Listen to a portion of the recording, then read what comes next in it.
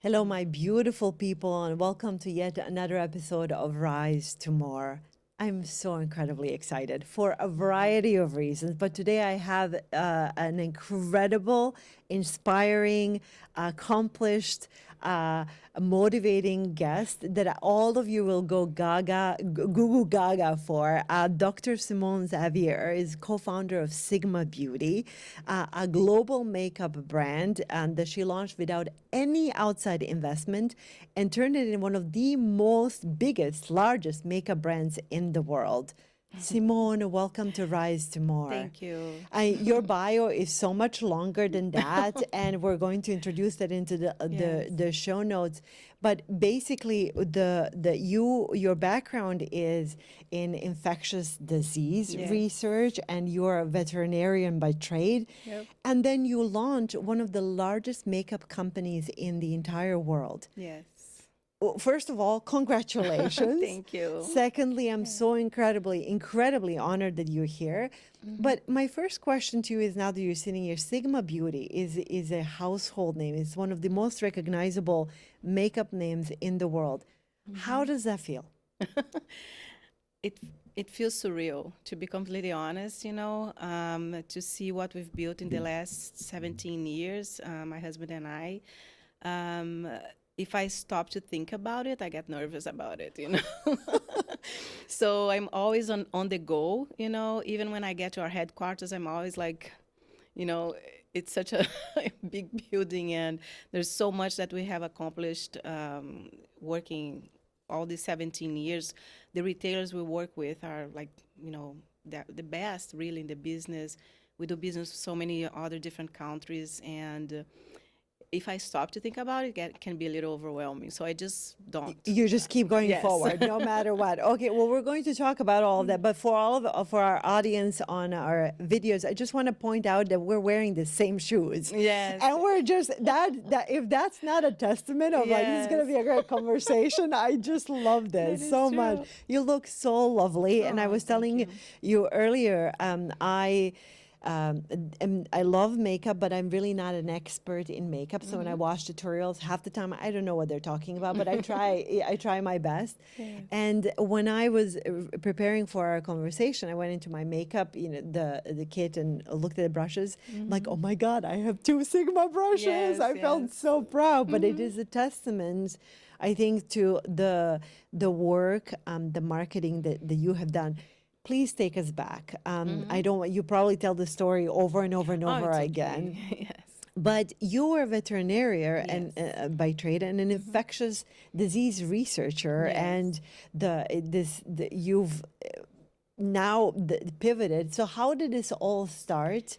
This idea of Sigma Beauty. Yeah, so I will go back because a big part of us being in Minnesota is that I came to study at the University of Minnesota. So I came to the United States around 27 years ago. So a long time. I was already a veterinarian. I had a master's in pathology, in veterinary pathology, and I came to do the PhD at the University of Minnesota, following up the work that I was doing in my master's. So I came and I was studying infectious diseases that affect pigs. It's a large swine production area in Minnesota. And the bacteria that I was studying in Brazil just happened that the most renowned researcher in that bacteria was at the University of Minnesota. So I started the PhD. I was developing vaccines, controlling outbreaks, developing diagnostic tests for bacteria infectious diseases, and was quite literally traveling the world, troubleshooting outbreaks and developing vaccines for specific outbreaks. Working a lot with molecular diagnostic tools like PCRs. I think that today when I say PCR, everybody will know what I'm talking about. Oh my, of course, because of COVID, right? Yes. So developed a lot of PCR tests for detection of bacterial pathogens at the veterinary diagnostic lab here, and had a research lab, had students. I was advising on master's degrees, PhD degrees. And so how that ties into owning a makeup company, is that Renee and I would come back to Brazil every year to visit family and friends. And Renee is your husband. Yes, my husband. And Renee's an engineer. He's a civil engineer. So we both don't have any experience with makeup. But lots of science. Exactly. But very detail oriented, I would say, in his case, the finances were already part of his and the entrepreneurship. He had businesses in Brazil before we came, so Okay. that part was easier for him. And for me, doing the PhD and being on that academic field, there is a lot of trend analysis that you do for anything that you're doing research, right? So that background in research just really I applied up to this date. I catch myself, doing meetings with the employees that we work together as if I were talking with my students, Okay. looking at data, seeing trends, coming up with strategies. So the basics of it is kind of about the same, It's just applied to a different skill in a different Well, area. easy said because you understand it all. But it's an interesting thing. I think very often the innovation happens is precisely when Exactly. you can cross entire fields. Yes. When you have the understanding of how to interpret data or look at the certain things. Yeah, Okay, so go ahead. So when we would come back to Brazil every year to visit family and friends, that was 17 years ago, Okay. right? So a long time ago. So there wasn't any, a lot of the products that were available here in the US 17 years ago were not available in Brazil. There was no Sephora's in Brazil, so 17 years ago. Yes. Oh, that's it's a long just time. So people always ask for products that were here but were not there. So can you bring me this makeup brush? Can you bring me this lipstick? Can you bring me this, eyeshadow or jeans or T-shirts? Things that were available here but not there. So at that point, Rene here in the U.S., he was working with property management, but also development of painting tools, brushes to paint the walls. correct. So he kind of knew how to build brushes, not makeup brushes, But brushes, nevertheless. Okay. So as people start to say, oh, can you bring me this brush, that brush, we would purchase the brushes and take to Brazil around Christmas. And he would look at those brushes and say, well, I can build brushes like this, and I can build them better and cheaper. Oh my gosh. So with that, I didn't have my son yet, Lucas. We started to, at this point, I was a professor at the University of Minnesota when we first started Sigma. I did a PhD for 4 years, and then I stayed as a professor for 7 years after that. I feel so honored you're sitting across from me. No, it's just all things that I really love to do. I still do. I love the university and teaching at the university. So I would do my university job during the day. I would come back, and both Renee would work his job and come back home. We would have dinner. And then we both would look for suppliers for makeup brushes. And I would research on YouTube about trends in makeup, So I would watch all the YouTube gurus, their videos, take notes, what they liked, what they called the holy grail, the gold standards for each makeup function, Right. And was really doing that for fun, It was like we never thought it would get this big. So from there, we start working with our suppliers. We develop those factories. We've been working with the exact same factories for 17 years. We basically help them build the systems to produce our brushes and quality control, organization of the factory. Everything was almost like Rene was consulting for the factories so they could produce for us, and then I started to, we made the first set of brushes based on my research on YouTube. And that was actually the only product we had, just a set of 12 brushes. And I think that the way that brush set was born is exactly how I still work up to this date, And it has a lot to do with what I was doing at the university in terms of applied research. Everything that I was doing on my research field at the university, either developing vaccines or developing diagnostic tests, was to be applied to solve a problem. Correct. So if I was working on a vaccine, I want the vaccine to control mortality. If I was working on diagnostic test, I wanted to be able to detect that bacteria, characterize it, and do a vaccine with it, And when I developed a brush set, I wanted someone that didn't have experience with makeup, which was my case.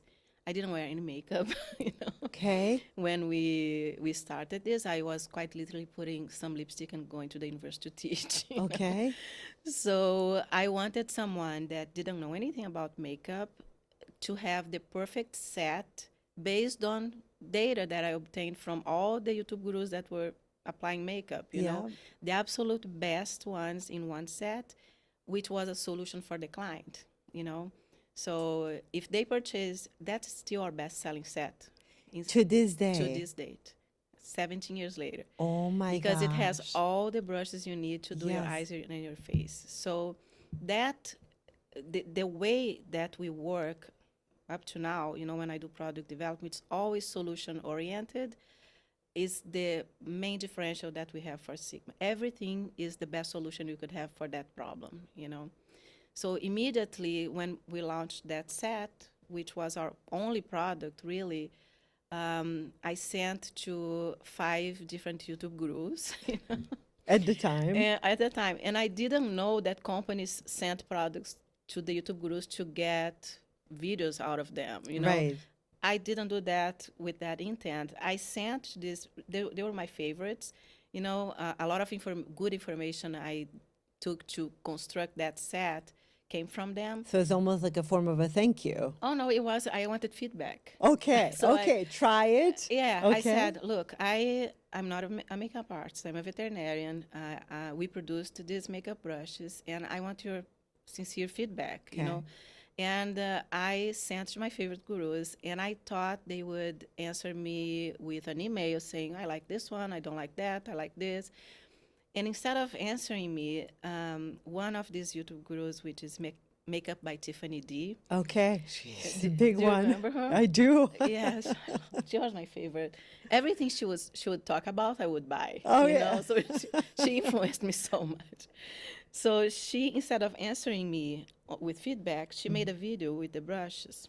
So she was amazed with the brushes. I said they're so soft. They're so much more affordable than the current market brushes. And she was just in love with it. And with that, we had in our basement, because I was working from home, right? We had the company in the basement with 300 sets, and she sold that out in 2 hours.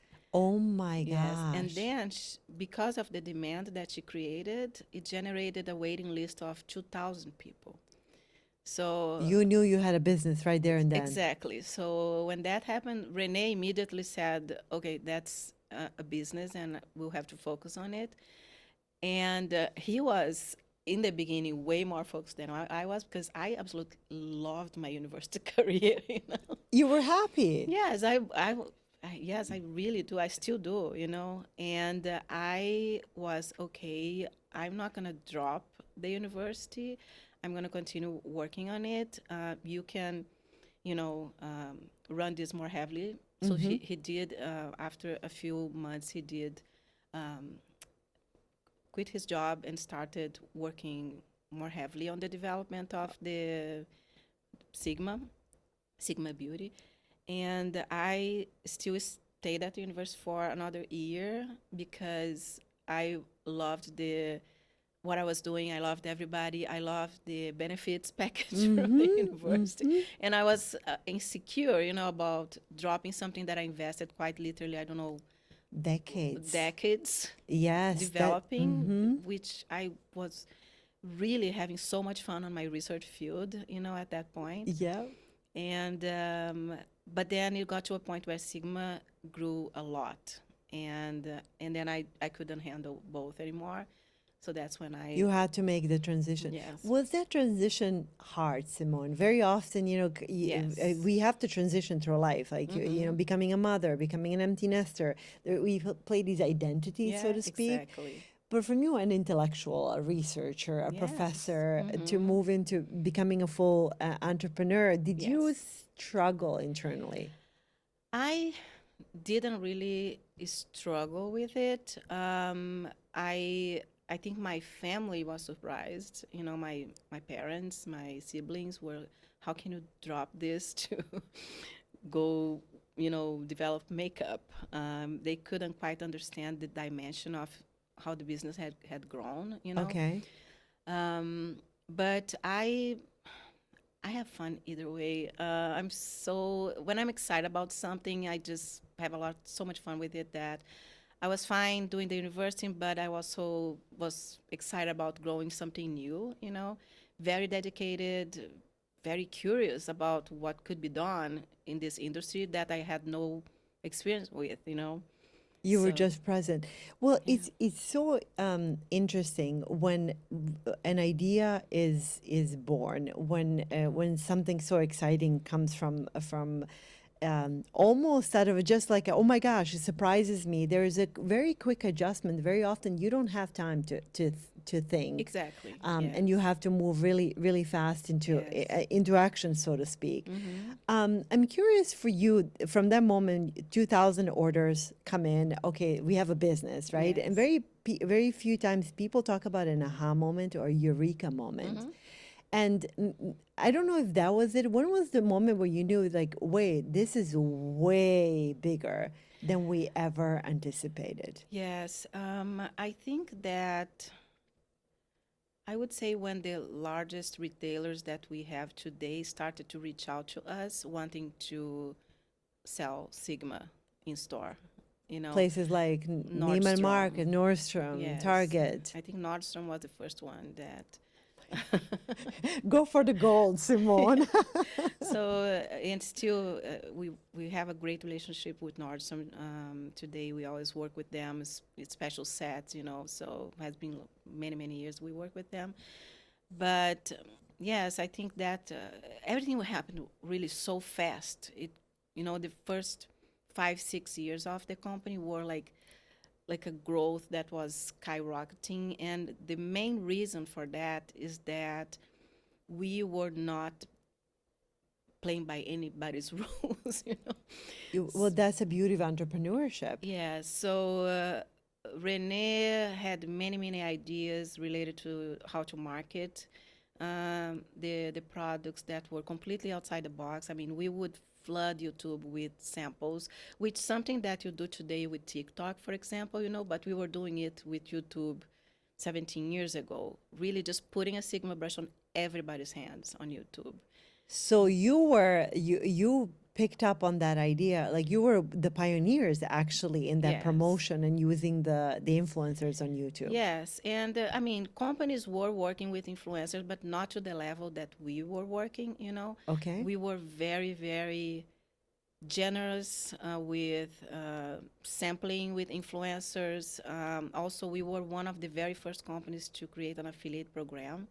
And I have to give that to Rene because he put together that affiliate program where affiliates would receive products and would promote the product, link back to the site, and earn commission with sales. And it was something that was completely new in the industry. For some reason, I would think that something like that was more available to influencers at that time, but it wasn't. So you were providing livelihood. Do you think that that's the reason why it Yes. just completely took off, or is Yes, it that was definitely one of the reasons. One was us really exposing the products to as many people as we could possible? and trusting the quality and trusting that if they tried, they would like and they could not help but not talk about it. Well, So, I think that that's important. If you would believing in that you have an incredible product and Yes. then knowing you stand behind it 100%. What I Yes. love when I was preparing for our conversation, the level of detail, attention to detail, even the name Sigma Beauty, right? The Sigma, the how methodical and strategic you are in approaching the production of something as simple as Yes. like, oh, it's just a makeup brush. No, no, no, no. Yeah. It's so much more than that, because I've had so many where it's like after a month the hair starts falling out and it's like it's Yes. just Yes. it's like game over. So Exactly. producing something that actually can stay and people are going to really love. So like that is you become really proud of promoting that Yes. product. Whose idea was it? Was it Renee's to basically flood the marketplace with brushes? I think it was just both of us really excited to put the product out there. The affiliate program was really something that he developed, you know. What you're saying is exactly right, and is true up to this date. Renee has a background in engineering, so we first started just with brushes, and then later we introduced gadgets to clean the brushes because I was so irritated that I couldn't clean them. Yep. And then we ventured into makeup. So when we were doing just brushes, there was this growth curve in getting into making makeup brushes with the factors that we were working with were not huge factors. You know, we had to develop those factors. And receiving the first brushes and the handle would come off, or the bristles would shed, or the paint on the handle would how can I say chip, you know, with when After people a while. would wash the brush. That's why I was asking you how old are your brushes. Old, really old, and nothing. They look, I mean, scratches, Yeah. but they still look. I mean, it's been years. Yes, but so today our brushes are completely different than what we first launched 17 years ago. Interesting. So each little problem that was appearing, you know, throughout the production of the brushes, immediately we would solve it completely. So if the bristles were falling out, we would find the strongest glue we can find. If the handle was falling out of the ferrule, you know, when people wash the brush, when the water gets into the glue that glues the metal part with Yep. the wood part. If the water gets in here, that's why it falls It apart. separates. So how do you prevent that Yeah, from an so, I mean, engineering exactly. standpoint? Okay. So Renee created a system where the ferrule, which is the metal part, and the handle, that today is not wood anymore, is a special polymer that's waterproof. So it threads instead Okay. of being glued. So Sigma, and we have a patent on it. So our brushes are waterproof, and they are the only brushes that are not glued. They are threaded mechanically, you know, completely engineering. Which is genius. And you brought up you have over 60 patents Yes. out there. Yeah. That is so remarkable. That is, I read the most patents for a product like this Yeah. anywhere in the history.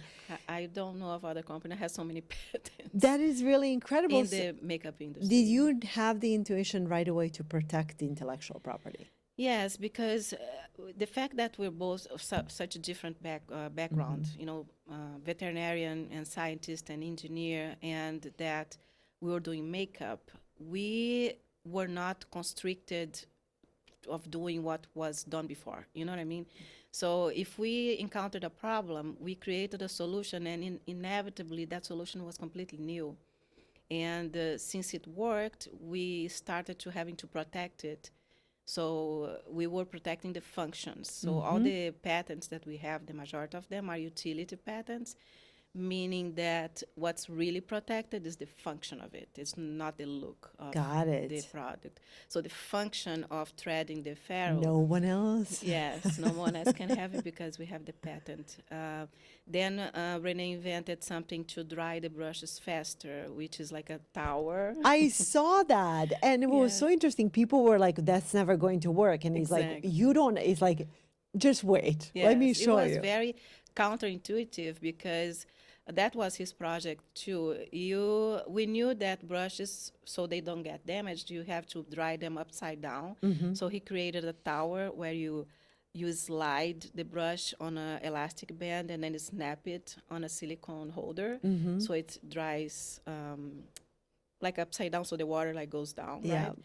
And the elastic band was really the interesting part of the patent because it pressures the bristles so the water evaporates faster Oh my goodness. and it maintains the shape of the brush, you know. So when you dry the brush in the dry shape tower, is Yeah. what's called, and you Okay. take it out, it's like brand Like brand new. new. Yes. I need to get a tower. Okay, that's a good thing. I'm really bad just in general whenever have to wash the brushes. I feel like it's a Yes. pain in the neck. That's the next wave of patents that we got was all on washing brushes because I was annoyed, You you know. solve the problem. Yeah, so I created the brush that really put us on the map is the F80 brush, the Kabuki.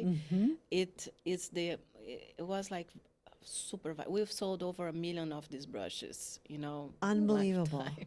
They were completely viral on YouTube, became the holy grail of applying foundation, but it was very dense, you know. So every time I would apply foundation with it and I would try to clean it, just using my hand, it would never come back to being like pristine white of the bristles. So I one day was trying to wash my brush on my hands, and there was an attachment of a face tool that I had that was a textured silicone, and I looked at it. I'm like, I'm gonna wash my brush on this textured silicone, you know, And it worked. and it cleaned and was super white, you know, was like brand new. So I got really excited. I said, oh, okay, so that texture silicone cleans the brush super fast. And I went on Amazon and bought every texture silicone you can think of. I glued the little squares on a tray, you know, Yeah. and started to test for face brushes, for eye brushes, different size, different shapes. And then from there, we developed several gadgets to clean brush. So Clean brushes. the bulk of these, actually over 70 patents now, the bulk of these patents is all on the gadgets to clean the Oh brushes. my God. I mean, definition of a genius. It's really bringing solutions, you know. It's no different than developing the right vaccine. It's just identifying a problem and coming up with a solution for it. Well, very often I talk quite a bit about business, and I led a mastermind for women entrepreneurs, and we've always talked about this idea of everyone wants to have the next Sigma beauty, right? But problems are there in every facet of our life, and if you can find a solution and find a solution to the problem, and in a way that it has never been done before, Yes. and trusting yourself, and trusting that even though you had no background in makeup, Yes. that you could create something really remarkable. I mean, we could easily say that you've changed an entire landscape of makeup industry. Yes, yes. This brush care category really did not exist at all. You know, tools to clean the brushes was completely inexistent, and that is a market share that we completely own because of the patents. I love that. One of the, I'm sitting here and thinking, gosh, how beautiful it is that when someone takes a risk and someone trusts themselves and, risk of leaving a steady professor Yes. job and all the work that you've been doing and commit to something you believe could actually make an impact. And very often I hear people will say, well, Jasna, we talked about Sarah Blakely. We talked about a lot of entrepreneurs like, well, but that's clothing or it's makeup, it's vain. I'm like, it changes people's lives. I think we have to understand how life-changing it can be Yes. to solve a problem for women who every single morning are rushing to get ready and they don't want to struggle with their Exactly. tools. Yes.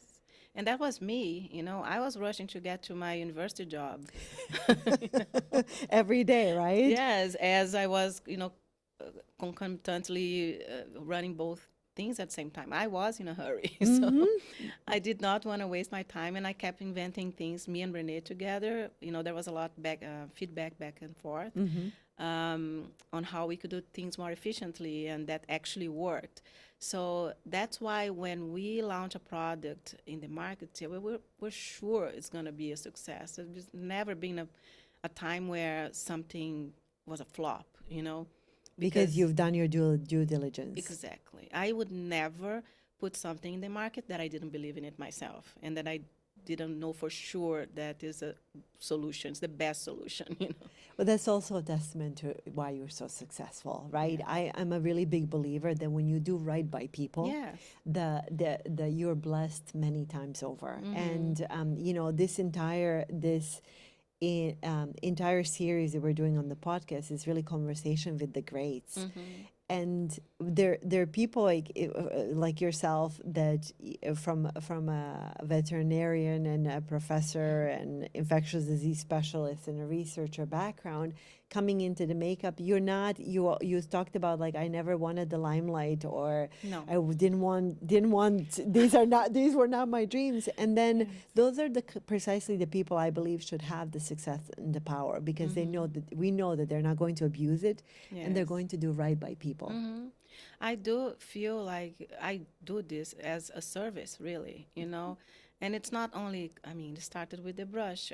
The F80, for example, came from my frustration of using to apply foundation brushes that the influencer they were saying this is the holy grail, was a paddle brush, you know. And as I was getting ready to go to the university in the morning and I started to use the brush, I didn't even use brush before. You know? Okay. So I started to test them and I'm like, this This is not holy grail. I don't have time for this. So then from there, that's how I developed the F8, because I started to use my hands to put my foundation was faster and smoother, you know. And then I took the surface of my fingers and that became the top of the F80 brush. So It's again the science behind it. yes, it's just testing and getting feedback from myself, you know. And one thing that I feel, and I always say that to everybody in the company too, trust your instinct, because if you're feeling something about something, there's a big chance everybody's feeling the same thing, you know. So listen to that feeling. Exactly. Did you ever, when you were as a child, did you ever have like really big ambitions? You know, because I'll be something, I'll be famous, or I'll do something great. It never entered your consciousness. No, I was very shy.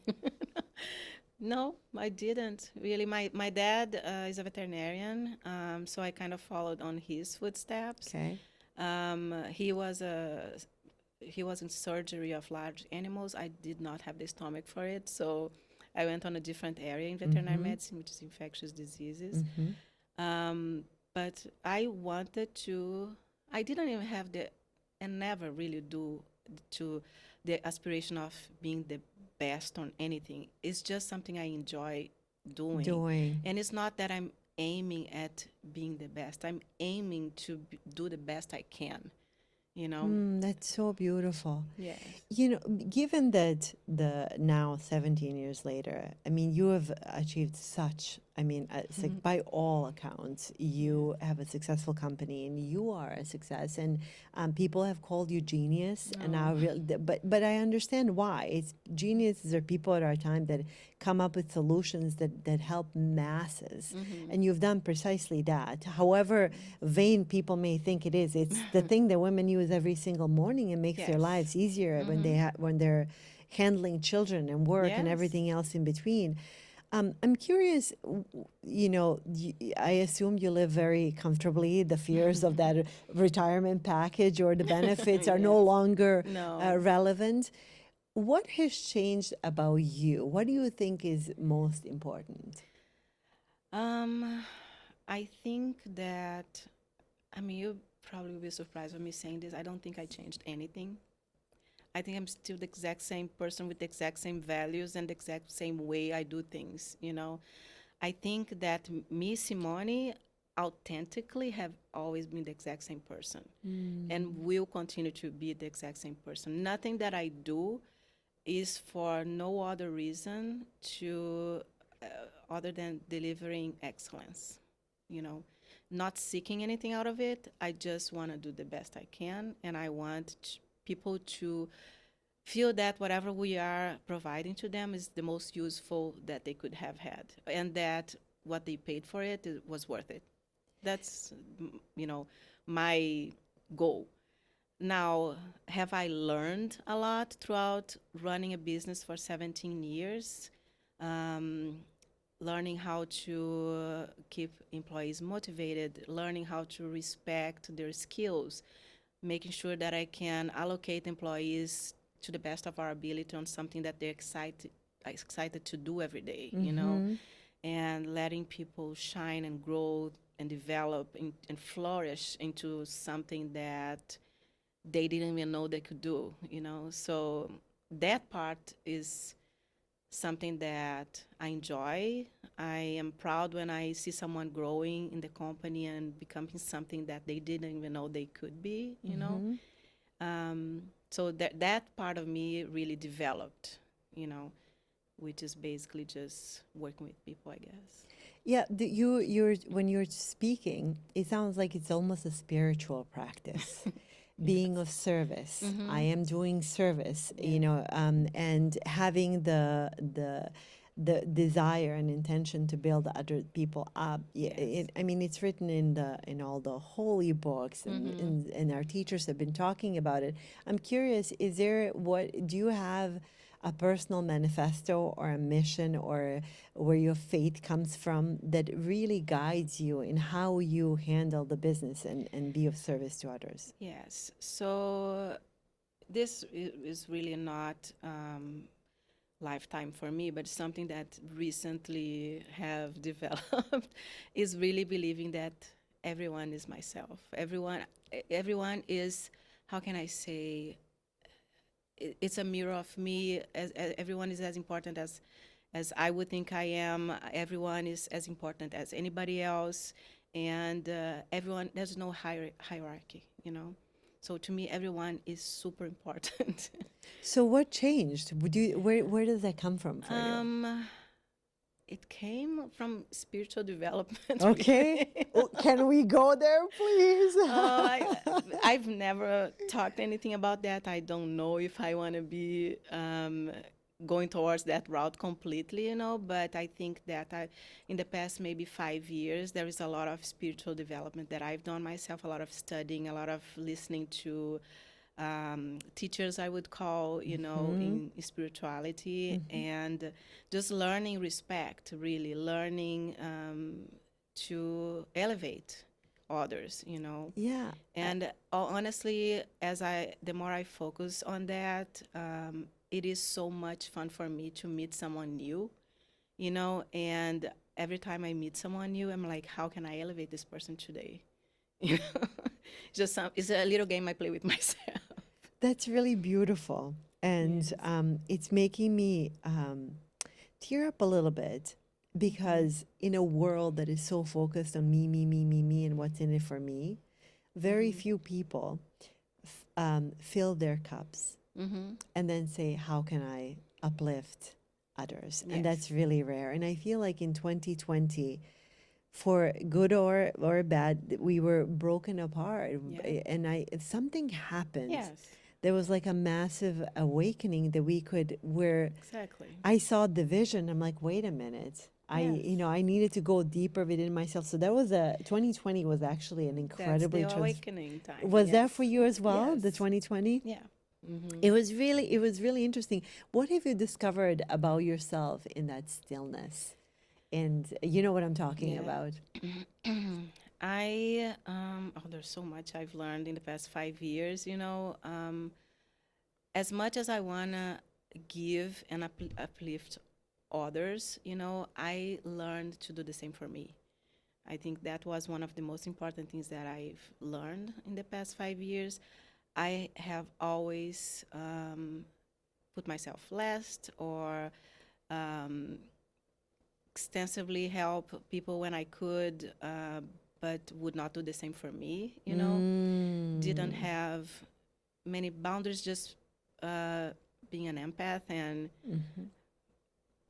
dealt with a lot of people pleasing, you know, to seek my value. And so I something that I'm still developing and working on is really being a good person and respecting others and recognizing their importance, you know, and respecting them as a soul, you know. But also it's a fine line, learning how to put boundaries or put myself first, what is it that I want to do, and not just giving away 100% of myself and getting sick from it, you know what I mean? Like Yeah, physically we sick. cannot give from an empty cup. Like it Exactly, becomes, exactly. that's very often difficult for women. My mom Yes. taught me that. She was a martyr in Bosnia. She was lived in a patriarchal society, and my mom was, I mean, akin to a slave, but she was always last. Mm-hmm. And there was a re-education that had to happen in her life. Yes. And through that, a re-education in mine, because I carried some of those things from Mm-hmm. her. Yeah. And there was an opening around, in order to serve and actually be a giver Yes. and someone that understands that the more you give and offer to the world, the more is given to you. And Yes. not even in material, but the Mm-hmm. more you live a better life of Yes. equilibrium and peace and that deep fulfillment that I don't think I knew in my early 20s. Yes. No, I didn't The really. depth of that soul. So Yeah. it's kind of I'm so glad that it's even more beautiful hearing you say that when To be that completely honest, I've never spoke of any of this with anyone. oh, that makes So, you would you know how many times people come and say I've never talked about this publicly. Well, that's what we yes. do at Rise to More. Mm-hmm. I think for me it's a sacred space because Simone, people are listening Mm-hmm. and we're not happy. And Yes. we're Yes. looking to someone like you that we admire for everything that you've done, and to hear these things from you, it is also empowers us to go down the path of going within and treating Mm-hmm. others with respect Yes. and filling our own cup and doing that Mm-hmm. kind of work. Exactly. Yeah, it's a work in progress because Always. letting go of being an impact and a people pleaser and just putting yourself last. Not that anybody made me do this, it's just how, I don't know, I was born like this. But it's a learning process, and I guess that I came here for that, to learn to value myself. Um, so it's something I work on it every day. Do you have a mindfulness practice or something that you work on internally to bring yourself into that place of peacefulness and reflection? Yes, I have so many Where do I start? teachers on YouTube, really. It's very interesting because this podcast just switched completely subjects now, but how things happen there, it's very interesting. You start here when you don't know anything, and then someone comes along as the synchronicities that we're talking about, like we have the same shoes today. Mm-hmm. It comes on my feed on YouTube. And then you start listening, and you learn everything you have to learn from that teacher. And then You move on. someone else comes along, and you're Mm-hmm. okay, so that's my new mentor. And then someone else comes along, and then you evolved on it. And that's what I do every day. Every single day, I'm looking for a new teacher. So it's kind of like a sort of a Yes. spiritual practice. So if some people I outgrew, and Mm-hmm. some new people have some super interesting information that I want to learn and explore. Mm-hmm. So yeah, so who I'm listening and learning from today is completely different from the ones that I was listening and learning 5 years ago. So Because that, you are evolving. but I do that daily. Daily, if I'm driving back, it's like a 40-minute drive for me Mm-hmm. from work to home. I'm listening to some spiritual content that Okay. is just elevating my soul, I guess. I love that. I call that the holy moments. Yeah. I have to ask. Have you listened to Abraham Hicks Yeah, at that was all? the first one. He's like, of course, of course. I mean, it's a given. That was the We first, yes. how do we know that we're like literally soul But sisters? that's why I came to your podcast. I don't know how, but I knew, I think is how you described what you're doing. I said she gets it. It's it's for me it's really important in a world that I think is so preoccupied again with, like, I feel like that in so many ways we're going in the wrong direction. So I work with people, I work with leaders, I work with politicians, and I'm seeing the level of instability and incoherence. And I think that we have lost the sense of meaning, the sense of purpose, the sense of understanding who we truly are and what it means to, I think what the sages have been saying, to understand that we're really connected. Exactly. And we now know that, for me, I've done studying quantum physics, like we have an understanding now, we know scientifically that we actually are connected and we're made of the same thing. And now you and I are in each other's heart fields. And I was going to say, I have goosebumps because I was thinking of saying exactly that. Isn't that interesting? Yes. But that's, I love that there's a science behind it that I think we can impart on others. But the intentionality of, there was I've been reading Dr. David Hawkins quite a bit, in I have all of his books, and he always talked about, if you really want to change the consciousness of humanity or people around you, first it starts with you. Yes. And then you work on yourself, and your consciousness can elevate masses around you. So I can only imagine the impact that you have in your companies, in your social circles. I am aware of it, but I don't talk about it, So, but I'm very conscious about it, if you know what I mean. I'm very conscious about how I show up. What am I bringing into that environment? I want more to be the light than not, more, because that changed the entire field, really. It changed the entire environment, how you show up. I keep thinking of myself like a Taurus, which is actually what it is, right? Yes. What's my field bringing forward? And I'm a firm believer that I create my reality, So I'm always very conscious about creating the best reality I can. Oh, I love you, Simone, so much. I just, I love having these conversations because they're always interesting. Yes. But sometimes there's a moment where it's like there's such a deep connection where it's like you can, it's, I'm very moved by that and inspired even more. Yes. I create my own reality. That people hear that, and we have a lot of entrepreneurs, business owners, visionaries who are listening to Rise to More. Yes. People who are, they work on, clearly on improving themselves.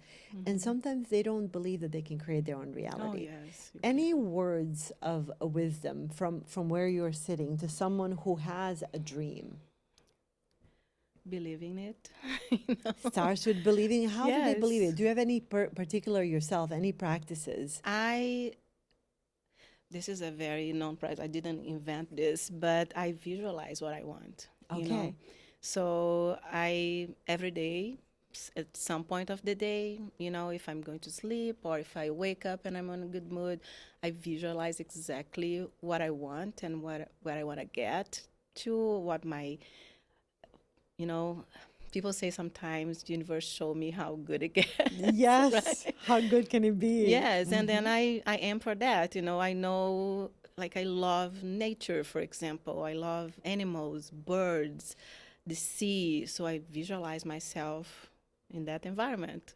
I am not there on that specific house right now, but that would be amazing to live, see the sunrise and nature, like close nature all over, animals all around. I don't know. This is something like random. It's not business related or anything. No, but it's really, but it's so, I think that it's one of those really tactical things that when we watch you, you've been on some of the biggest television stations. You've been featured in just about any great magazine. I feel, I mean, it's incredible that you are on the podcast. Thank you. Thank you. I really appreciate you being here.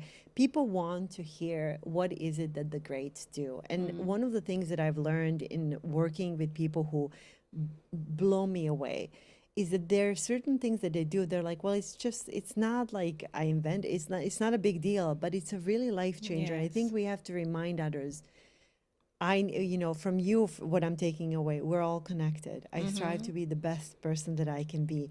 My Yes. field, energy field, impact adder. I want to be Exactly. the light. Mm-hmm. I'm hearing you, Simone. I hear it and I'm present to it. And I Yes. think even this idea of visualizing, it's been Yes. around it started with The Mm-hmm. Secret, right?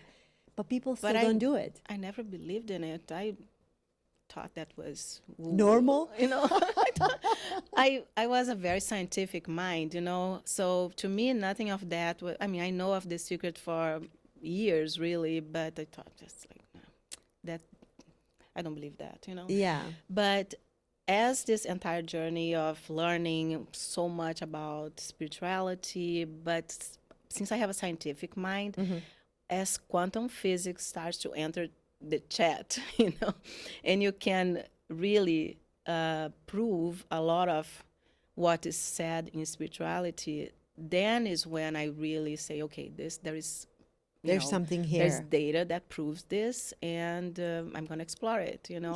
So Don't you that's love where I'm that? at right now. I'm studying as much quantum physics as I am spirituality, because when I connect the two, I believe in it and I move forward. Yeah, and in other words, I wrote a book about it, which I'll send you a copy. It's they're talking about the same thing. Yes, exactly. The Yes. sages, quantum physics explains it in such a fundamental way. I love Yes. this, and I love that we're having this conversation. This is just Yes, really I'm incredible. such a geek with the quantum physics experiments, and when the double slit experiment came Yes, up, the observer effect. the observer effect and how you affect your reality. That's why I'm saying that I create the reality. I believe in it, and that's because of the quantum physics experiment. Do you think that even before you were actually visualizing and having the sense of inner work, that you were always doing this all along? Exactly. I Oh. was without knowing. Yes. I always believed everything would go right. And My you would entire life. everything will work out. Yes. I have a saying: the best is yet to come. Yes. The best is yet. And I would say that to people. People think I'm crazy. But I would say I've never thought anything would ever go wrong for me. And then it doesn't. Yeah, and it's not because I'm cocky about it, but it's because just I don't know. I'm just like too positive, I guess. Well, I just I want it to happen, and when you visualize something and you don't even think about not working, you just naturally make it happen. I guess you start working towards that goal, and you focus on what you need to focus to achieve that. and you make it happen. But I've never done it consciously. It has always been how I was functioning, but today I'm much more conscious about how that works, so I'm much more focused on creating more consciously.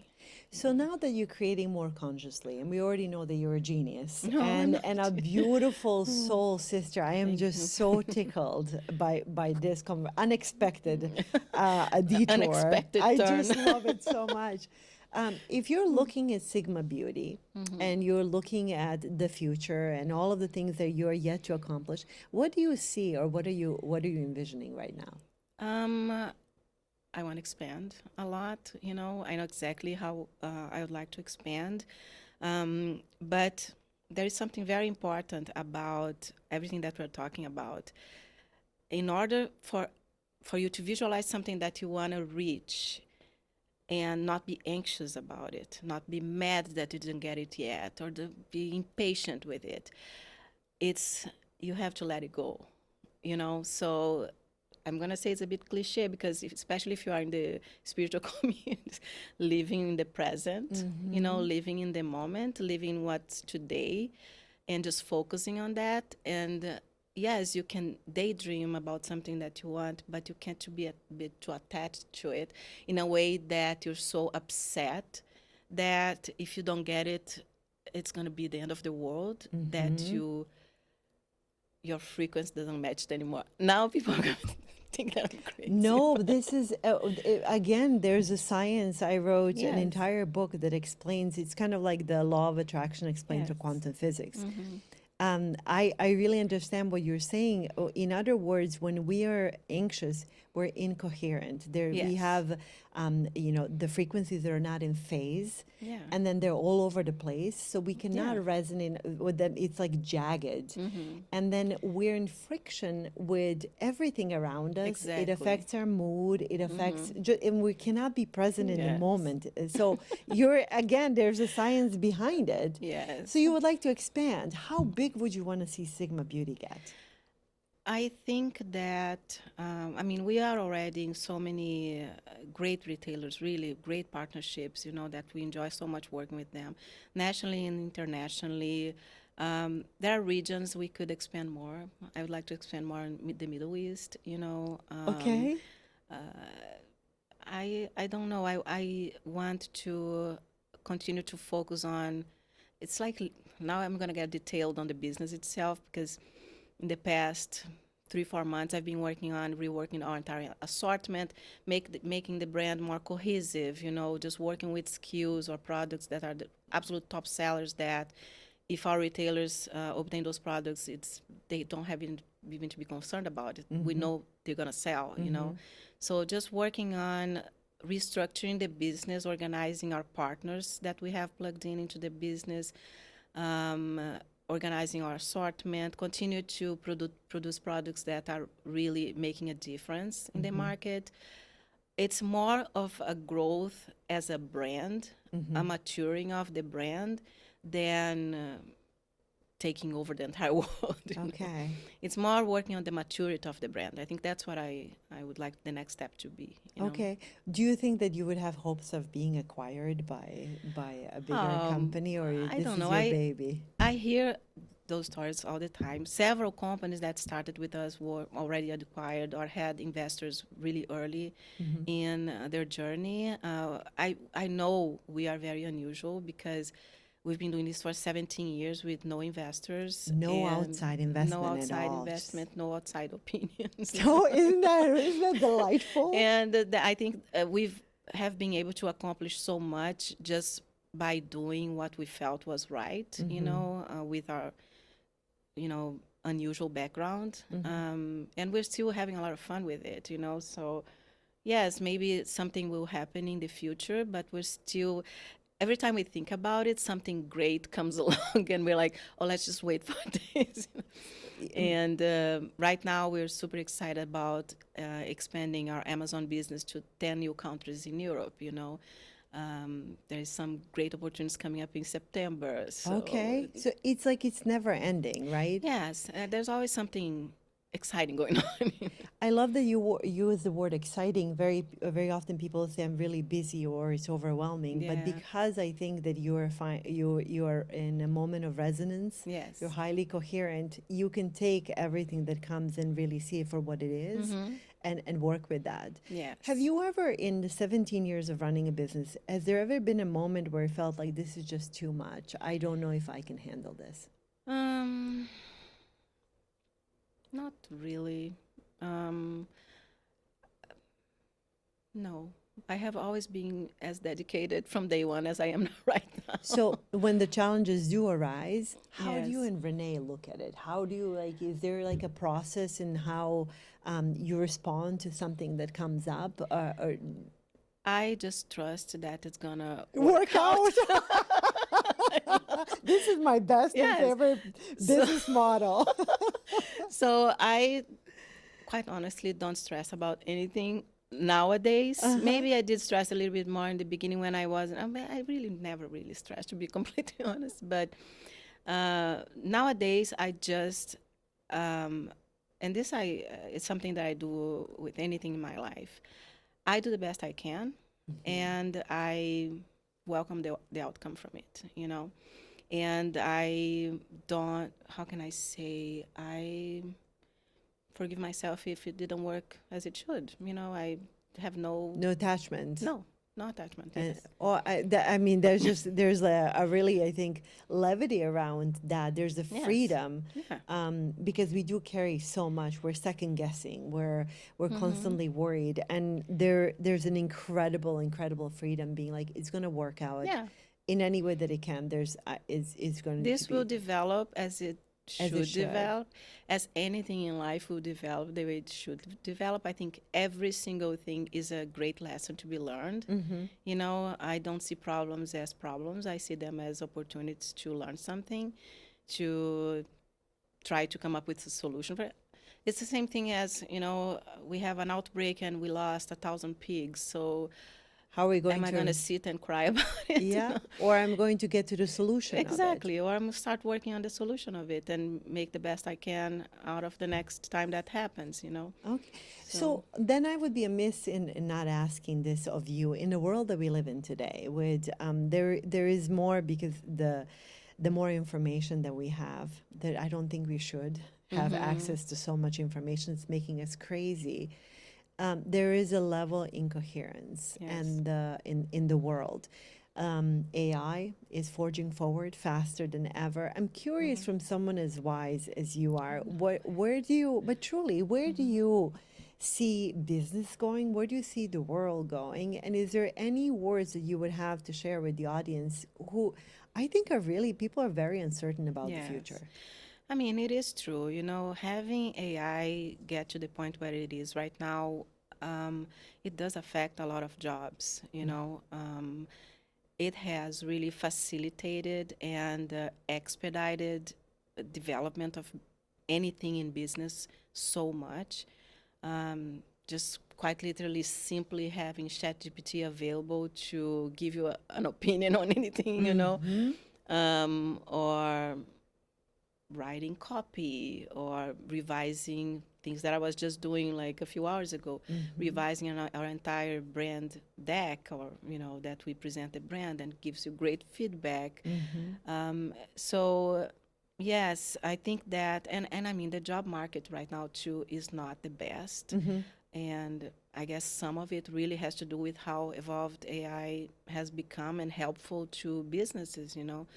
The reality is that we really can do so much more in a short period of time utilizing AI than we would have with real people. It's such a weird thing to be saying out loud, you know, but it's also the truth. It's coming. And I feel for everyone that have lost jobs or will have difficulty continuing to do what they were doing before that was absolutely necessary, but today really has, AI has taken the place of it, you know. So it is a bit of an uncertain place, but also it is a time for opportunity for people to stop, know who they are for the very first time, you know, learn what they can offer, because that will never be taken, you know. So, and it's much more, how can I say, it's not that 9 to 5 where you sit on a keyboard doing something that you don't enjoy, you know. It's about finding the time to maybe focus on something that you actually love doing, and that is so uniquely yours that no one else can take it from you, you know. And that, to me, in the future, that's the future, is when AI take most of it, you know. Things that we don't like to do. Yes, and now everyone has this opportunity to show what their talents are, what they love to do, you know, because I think that that will always be unique to everybody. And that's your best offer. So learning how to make that contribution to society, your business, is the future. I keep thinking about a lot about that, you know, because I have a billion hobbies in terms of arts. I do ceramics, I do jewelry, I embroider clothes, I do acrylic painting, I build wood box with acrylic pouring. I mean, there's nothing I don't do in terms Oh of my arts. God, you're such a creative soul. Is that your jewelry? Oh no, this is from Brazil. Okay, it is beautiful. Thank you. But yesterday I went to work with jeans that I bedazzled, you know. Yourself. Yes. So that could be my business, you know, all the art that I do could be, A full-blown business. yes, it could be my business. Could you take, with the 17 years of experience of building one of the largest companies, makeup companies, could you take an idea like that and have the certainty that you're going to grow it to a multi-million-dollar company? You if we are talking about people losing their jobs and trying to make something that they enjoy their business, I don't think we all have to think about building $1 million companies. Yes. I think that we have to build something that we feel fulfilled with, that will pay your bills, right? You will live comfortably, but it will be super fulfilling and you'll be happy doing it every day. I honestly love scrolling on TikTok and seeing people doing their handcrafts, and being so happy doing it and having their small businesses. Because they're in their zone of genius. Exactly. And they love what they're doing. When you love what you're doing, it comes across, It you know. does. And when it comes across, it connects with people immediately. And nowadays, it's so much more important to be authentic and truthful than building a recognizable brand. You Oh, know, what a beautiful answer. and I'm not just even saying that. I'm saying that because I buy a lot of things that I don't even know the brand, just because of the way they're done. Like I came across a guy on Instagram that does glass bags, you know. Glass bags, Yes, glass okay? bags. Like I've never heard of it, right? So he has so much fun doing these glass bags. And it's So beautiful to watch, I yeah, bet. so he's always on his studio and he's like, oh, today I'm gonna do this, and then he meets all those colors, and so now he comes, with that bag. That I started to collect his bags. Never heard of him, don't even know where he's located, and every time, so everything is handmade. So every time he has like a drop, I'm like counting the minutes to enter because it sells out immediately. So I think there is so much that is helpful as you share your passion and you share yourself having fun with it, and that puts so much more meaning than something that's done by a machine somewhere. Thank you so much for the way you answered that question, because even my question think about how I was trained to do it, because it's like, well, you have an idea, Yes. instant goal is how do you grow it. But I have learned this over the years of having made a lot of money and not a lot of money, that I remember in 2020, we lost all our income, my husband and I, for 7 months, and we went to Boundary Waters. And we fished for our own Yes. food. We grilled the food. The kids were so happy. And we Yes. looked at each other and like, What else do you need? we really don't need a lot to be happy. Exactly. And we wrote a manifesto one night. The kids were in the tent sleeping and the fire was roaring. Like, okay, we had a conversation with our financial advisor. Like, you're good for most part. Like, okay, until then, Simone, so much was about the building and creating, and we dedicated our life to be of service. Yes. I don't talk about that very often because it's Yeah. kind of a private thing, but I feel like you have shared things that you don't share about that. Yes. It was such a beautiful testament, and since we've done that, we have been so blessed. But we have been so fulfilled getting up every single morning with such a meaning in our hearts and having the time with our children and understanding that Yes. in an uncertain time, Exactly. there are things that matter, and that peacefulness that I feel every Yes. single morning matters. And now coming back a little bit heavier on the spiritual side of things and what's happening and what has happened, and why 2020 is such an important date for everyone.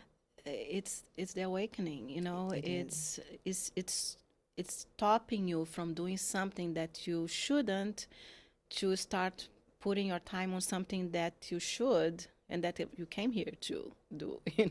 It's this big focus. Well, Yeah. I know that you're focusing on Sigma Beauty, but Simone, why do you think you're here?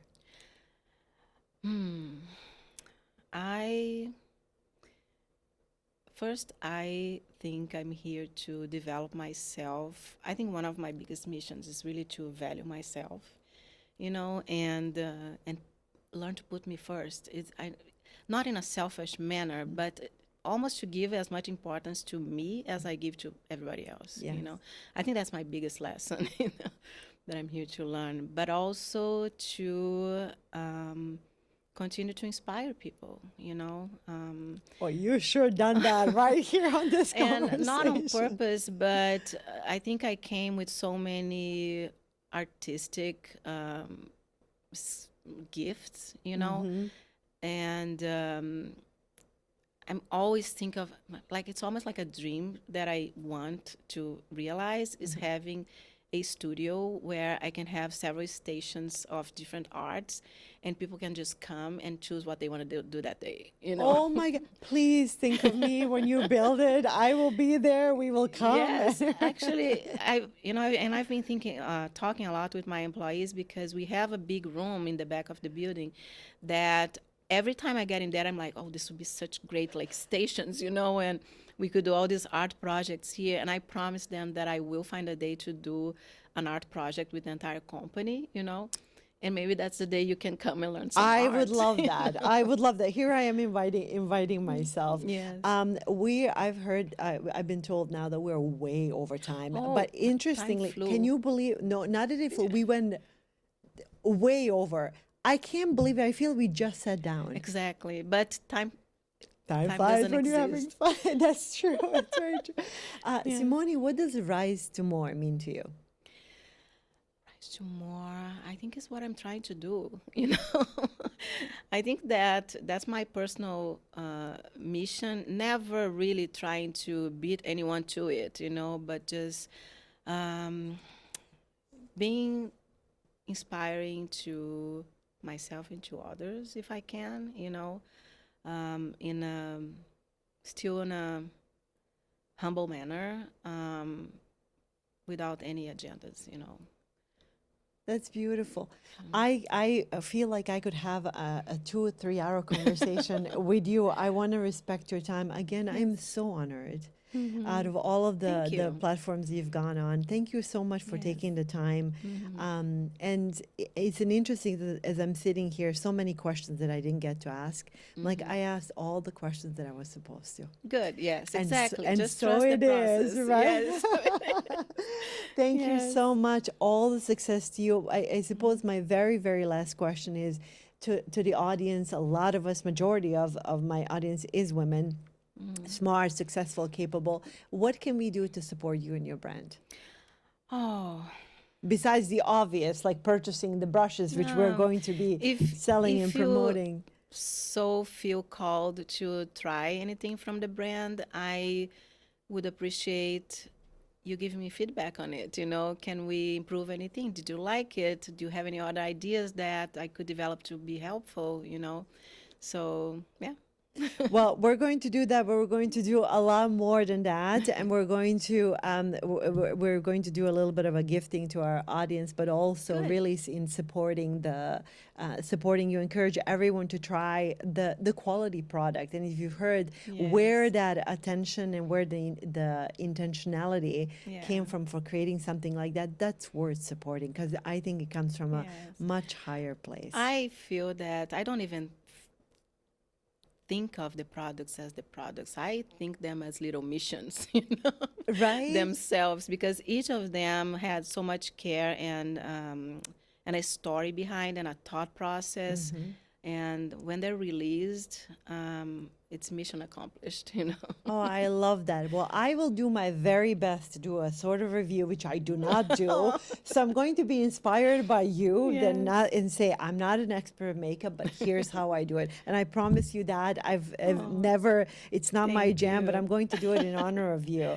Thank you you. so much. Yeah, I had so much fun. For Thank coming. you. Oh, such a pleasure. Yes.